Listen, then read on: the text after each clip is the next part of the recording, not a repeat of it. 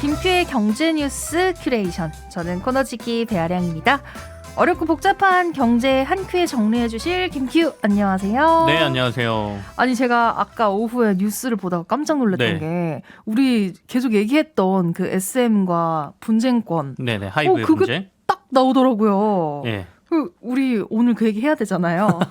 아니, 근데 보니까 SM 네. 엔터테인먼트를 둘러싼 카카오와 하이브의 쩐의 전쟁이라고 우리가 표현을 했었는데, 하이브가 백기를 드는 걸로 막을 내리게 됐더라고요. 백기를 들었다 그러면 하이브가 조금 자존심 상해할 수도 있겠는데 어쨌든 발을 뺐습니다. 두 회사, 그러니까 하이브하고 카카오 측이 만나서 서로 합의를 했다, 이렇게 네. 지금 전해지고 있고요. 하이브가 더 이상 SM의 경영권을 획득하기 위한 경쟁을 하지 않겠다. 주주총회에서도 표대결하지 않겠다. 뭐 이런 내용들이 나왔습니다. 이로써 SM은 지분율이 누가 많고 적고를 떠나서 사실상 카카오가 이제 경영을 맡게 되는 것이고요. 이번 주총에서도 아마도 카카오와 현 경영진 중심으로 이사회가 구성될 가능성이 이제 높아진 거죠.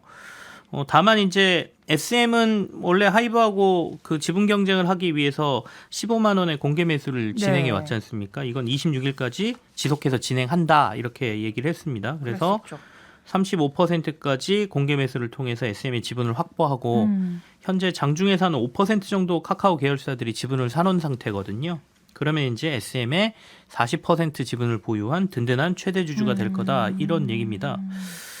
결국에 이제 결과적으로는 이제 SM은 하이브가 아닌 이제 카카오 측으로 이제 경영권이 넘어가고 지분도 최대 주주가 넘어가긴 했는데요. 문제는 이제 하이브죠. 하이브가 이수만 씨의 지분을 사들였지 않습니까? 이게 4,200억 원 들였고요. 그 외에도 이수만 씨 가족이 보유한 SM 계열사에도 한 700억 원 정도 돈을 들여서 사줬다고 말씀드렸잖아요. 그럼 거의 5천억 들여가지고 지금 지분을 사놓은 건데, 이렇게 되면 결과적으로는 하이브는 왜 SM을 손댔을까? 이런 얘기를 할 수밖에 없는 거고, 그러게요. 결국엔 이수만 씨의 백기사였나? 이수만 씨의 지분을 받아주기 위해서 그런 건가? 이런 논란도 좀 있을 것 같긴 한데, 어쨌든 이번 그 하이브의 그 SM의 경영권 분쟁의 가장 큰 수혜자는 이수만 씨가 됐습니다. 이수만 씨는 자기 지분을 팔고 나가셨고요. 그리고 두 회사는 열심히 싸우다가 한쪽은 포기한 꼴이 됐는데, 더 중요한 건 저는 그게 좀 아쉽습니다. 그러니까 이번에 뭐 쩐의 전쟁이다 그래서 뭐 1조 원 규모의 딜이 오가고 했다고 하지만 사실 SM이라는 회사로 들어간 돈은 단 한 푼도 없습니다. 다들 주주들끼리 비싸게 그냥 주식을 교환하고 말았거든요. 근데 지난번에 법원이 판결했던 SM에서 신주를 발행하고 채권을 발행해서 카카오에게 지분을 주려고 했던 행위가 만약에 이루어졌다면 사실 지분은 좀 희석돼서 주가 가치는 떨어졌을 수는 있지만 SM 회사 입장에서는 카카오에서 돈을 회사로 넣는 행위가 벌어지니까 회사 입장에서 그 돈을 가지고 뭐 다른 사업도 벌이고 할 수 있었을 텐데, 어쨌든 카카오가 SM의 새로운 최대 주주가 된 모양새가 됐습니다. 그러게요. 이제 이 얘기로 넘어가 봐야겠습니다. 네네. 미국에서요, 은행 하나가 파산했다는 소식이 들려왔어요. 네. 근데 저한테는 조금 낯선 은행 이름이더라고요. SVB인가요? 네, 맞습니다. SVB. 이게 엄청 큰 뉴스인 것 같은데, 사실 날씨도 조금 뭐 풀렸고 경기도 꽁꽁 얼어붙은 게 좀 살아났으면 좋겠는데, 이 뉴스로 인해서 금융시장은 아직까지 혼란스러운 것 같습니다. 이게 어디서부터? 조금 불안합니다. 그러니까 이거를 불안감을, 사실은 제가 만약에 불안감을 조장하려고 하면 굉장히 크게 얘기할 수도 있고요. 아니다라고 주장하면 또 아니다라고 할 수 있는 문제여서 양쪽의 얘기를 다 전해드리는 게 맞다라고 생각이 들거든요. 근데 어쨌든 굉장히 불안해하시는 분들이 많다.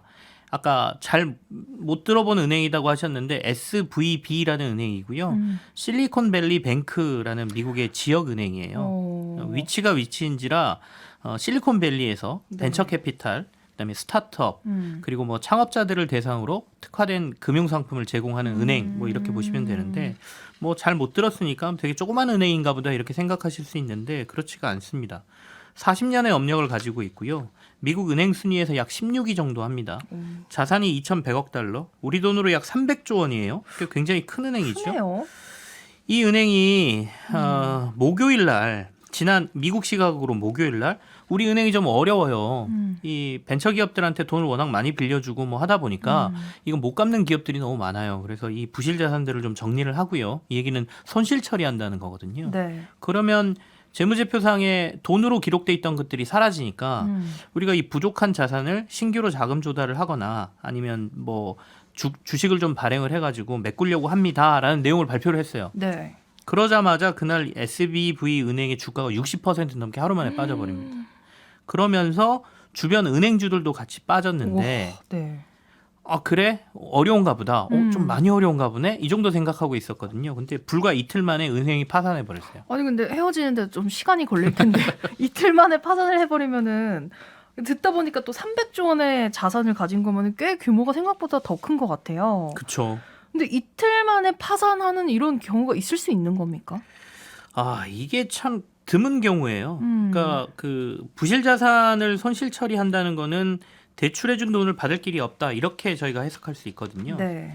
그래서 이 은행이 사실은 여러 가지로 조금 돈을 구하려고 했어요. 이틀 동안. 그러니까 아까 말씀드린 것처럼 주변에 이제 다른 벤처 캐피탈 제너럴 애틀랜틱이라는 곳에서 5억 달러 투자를 일단 받고 네. 22억 5천만 달러는 주식을 새로 찍어서 투자를 받겠다. 이건 뭐 증자하겠다. 이렇게 발표를 했거든요. 네. 근데 이게 무산돼 버렸습니다. 아이고. 왜냐하면 주가가 뭐 60% 이상 빠졌고 주변에서 야 저렇게 위험한 은행에다가 우리가 돈을 새로 넣어줘도 되나? 이런 생각들을 한 거죠. 네. 그러니까 이 SVB라는 은행의 모회사 위에 있는 엄마 회사인 SBV 파이낸셜이 그러면 이 회사 빨리 매각해버리자. 매각이라도 해서 살리자. 그래서 뭐 시장에는 JP 모건이 사가네 어쩌네 뭐 이런 얘기가 좀 돌았거든요. 그래서 매각을 추진했는데 이것마저도 인수자가 나오지 않아서 실패했습니다. 그러다 보니까 미국의 금융당국이나 이런 곳에서 바라볼 때 야 이거 자칫 잘못하면 큰일 나겠거든요. 그러니까 캘리포니아 금융당국이 유동성 문제가 심각하고 지급불능이 우려된다. SBV를 바로 폐쇄하고 미국 연방예금보험공사로 이 은행을 넘겨버렸거든요. 그러니까 이게 이틀 만에 일어난 일이니까 네. 이례적으로 매우 빠른 조치고요. 그만큼 자칫 금융시장으로 더 큰 불안감이 확산되는 걸 막기 위한 빠른 조치, 신속한 조치가 내려졌다. 이렇게 우리는 해석해야죠. 그럼 이렇게 빠르게 움직인 게 금융시장에서 결과적으로 도움이 되는 걸까요? 일부는 좀 도움이 됐을 것 같기는 해요. 근데 이제 앞으로 좀 지켜봐야 될 것 같긴 한데요. 일단 SBV가 위기가 얘기된 첫날 네. SBV도 많이 빠졌지만 JP 모건, 뱅크 오브 아메리카 뭐 이런 대형 은행주들이 줄줄이 5% 이상 주가 같이 빠졌거든요. 그러면서 이게 미국의 어떤 금융 시스템의 위기로 좀 이렇게 번지는 거 아니냐라는 우려를 좀 했습니다. 근데 금요일 날 SBV의 파산 조치가 내려진 당일 날은 SBV 같은 미국 지역 은행들의 주가는 같이 폭락했어요. 네. 그러니까 뭐 퍼스트 리퍼블릭 뱅크 14% 빠졌고요. 웨스턴 얼라이언스 뱅크 20% 주가 빠지고요. 팩웨스트 37.91% 주가가 빠졌거든요. 근데 대형 은행들은 도리어 주가가 올랐습니다. 그러니까 JP 모건, 골드만삭스, 뱅크 오브 아메리카. 그래서 이건 무슨 얘기냐? 긴급 조치로 이 파장을 일단 막았으니까 이게 미국 금융시장 전체 리스크로는 가지 않을 것이다라는 해석이 좀 많았다. 네. 대형 은행들까지는 안 갈 거야라는 해석이 많았다. 또 이런 해석도 가능한 거죠. 그러게요. 규모가 꽤 큰 은행이 파산하다 보니까 혹시 2008년 때 금융위기가 있었잖아요. 그때 리먼 브라더스 네. 파산한 것처럼 진짜 큰일 일어나는 거 아니냐 이런 우려도 들려오거든요. 그렇죠. 그러니까 2008년 금융위기 때 생각해 보시면 베어 스턴스라는 은행이 제일 먼저 파산을 합니다. 네. 다들 그때 시스템 위기까지 안 간다 뭐 다 이렇게 해석했거든요. 그런데 이게 나중에 리먼 브라더스 파산까지 이어졌잖아요. 주택 대출로 시작된 게 주택 대출을 기초 자산으로 해서 이리저리 복잡하게 막 상품 만들어 놓은 이른바 파생 상품들까지 있었고 네. 이게 막 대형 은행들까지 연관돼 있다 이러면서 이제 줄줄이 위기가 터진 것이죠. 그래서 이번 SBV도 2008년 금융위기처럼 지금은 뭐 이 지역은행 하나라고 얘기를 하지만 이게 결국에는 다른 데까지 여러 가지 파장을 놓는 것 아니냐라는 부정적인 시각이 존재하는 건 분명합니다. 네. 근데 반대로 시스템 위기로 가지 않을 것이다라고 주장하는 사람들은 SBV가 좀 특수한 은행이라는 거예요. 그러니까 앞서도 말씀드렸지만 일반 고객은 거의 없습니다. 네. 전체 고객 중에 25만 달러 이상을 맡긴 고객이 97%예요. 25만 달러면 우리 돈으로 30억 원 정도 되거든요. 네네. 일반 개인들 이용자는 거의 없다는 얘기예요. 그러니까 대부분이 고객이 벤처 캐피탈, 뭐 스타트업 같은 법인들이고 개인 고객들은 이 스타트업이나 벤처 캐피탈의 창업자들 이런 사람들만 이제 고객으로 돼 있습니다. 그러니까 은행 파산이 미치는 영향이 금융권 전반이 아니라 이 이른바 제한적이라는 것이죠. 네네. 그래서 대형은행들의 주가 반등은 여기에 있었다. 그래서 아마 이 SBV의 파산은 제한적일 것이다. 또 이렇게 해석들을 하는 겁니다. 근데 이게 이름 자체가 실리콘밸리 뱅크잖아요. 네. 그럼 실리콘밸리 IT 기업들한테는 아무래도 영향이 좀 크게 있을 것 같은데요. 네, 맞습니다. 그래서 금융 리스크가 아니라 도리어 미국 실리콘밸리를 중심으로 한 이 벤처 생태계에 미칠 영향이 더 막대할 것이다라는 네. 우려가 좀 나오는데요. SV 파산은 아마도 지금은 파산돼서 돈을 절대 못 찾아가거든요. 그러다 보니까 며칠 또는 몇 주간 이곳에 돈을 맡긴 사람들이나 기업들은 돈을 찾지 못한다는 얘기고 네. 이거는 결국 그 실리콘밸리의 크고 작은 기업들이 직원들에게 주는 주급 그러니까 임금을 못 주는 상황이 벌어질 거라는 거예요. 몇 주간. 네. 그리고 더 어려운 기업들은 결국엔 직원들을 해고할 수밖에 없는 상황이니까 당장 실리콘밸리발 미국의 고용시장 악화 그다음에 이 IT 기업들이 무너지기 시작하면 뭐 대형 기업들이야 좀 버티겠지만 경기 침체 우려가 나올 수도 있다. 이게 더 걱정인 겁니다. 그러게요. 지금 방송 들으시고 미니의 최은섭님께서 내일 월요일 우리 증시도 하락장일까요 하셨는데 아니 지금 전 세계에서 13일에 월요일이다 이런 말까지 나오고 있다고요. 네. 야, 이 대답을 제가 뭐라고 해드릴까 너무 고민스러운데요. 저도 궁금합니다, 진짜. 일단은 불안 요소로 작용할 가능성이 조금은 높아 보입니다. 그러니까 지난주에 금융시장이 굉장히 롤러코스터를 탔거든요. 네. 굉장히 복잡했습니다. 그러니까 주 중반에는 제롬 파월 연준 의장이 나와서 미국 경제가 생각보다 든든한 흐름을 보인다. 그러니까 우리 금리 더 올려야 될 것 같아요라는 식의 이른바 매파적인 발언을 내놨거든요. 그러다 보니까 미국이 다시 이번 달에 빅스텝 0.5%포인트 금리 인상할 것 같아요. 그리고 미국 최종 금리의 상단이 6%를 넘어서 6.5%까지도 갈 수 있어요라는 얘기가 나왔습니다. 그러니까 미국의 인형물 국채 금리가 5%를 넘어버렸어요. 국채 금리가 오른다는 거는 불안하니까 빨리 채권 팔아서 현금 가지고 있겠다라는 심리가 작용한 거거든요. 네. 달러 가격까지 강세를 보이면서 상대적으로 원화 약세도 강하게 나왔죠. 그래서 지난주 주 중반에는 원달러 환율이 하루에 막 20원씩 오르고 그랬습니다. 근데 주 후반에 상황이 확 바뀐 건가요? 그렇죠. 이 은행 파산, 이 은행 파산 얘기가 나오니까 야 이거 금리 못 올리겠는데? 라는 생각들을 사람들이 한 거죠. 여기서 금리 올리면 진짜 파산하는 기업들 더 많아지고 그러게요. 야 이게 SBV뿐만 아니라 다른 은행들까지 다 망가지는 거 아니야? 이 생각이 딱 든 거죠. 네. 그러다 보니까 미국 국채 금리가 금요일 하루에만 50bp가 빠졌어요. 0.05%가 빠졌다는 거거든요. 네. 5%를 넘던 게 4.6%대로 뚝 떨어졌고요. 달러 인덱스도 106까지 거의 106까지 갔던 게 104 수준으로 뚝 떨어집니다. 그리고 SBV 파산 때문에 뉴스가 좀 묻혔는데 네. 미국의 고용 지표도 금요일 날 발표가 됐는데 고용 지표는 지금까지 좀 연준의 가장 걱정거리였습니다. 그러니까 고용 시장이 너무 탄탄해서 금리 더 올려도 된다라고 계속 얘기해 왔거든요. 네. 근데 2월 고용 지표가 물론 여전히 좀 탄탄하긴 한데 12월하고 1월보다 조금 꺾였습니다. 실업도 좀 늘었고 신규 고용 수치도 떨어지는 모습이 나왔거든요. 이 얘기는 경기 침체가 좀 오고 있다라는 신호로도 해석이 가능하거든요. 그러게요. 이게 뭐 금리하고 달러가 폭락하고 또 고용 지표까지 이렇게 세 개가 좀 떨어졌으면은 네. 그냥 듣기만 해도 뭔가 주식 시장에 좋을 것 같진 않는데요. 나쁜 뉴스? 그렇죠. 그렇다 보면 우리는 금리를 못 올린다 그러면 금융시장에서 특히 주식시장에서 좀 호재로 받아들였어요. 최근에. 네.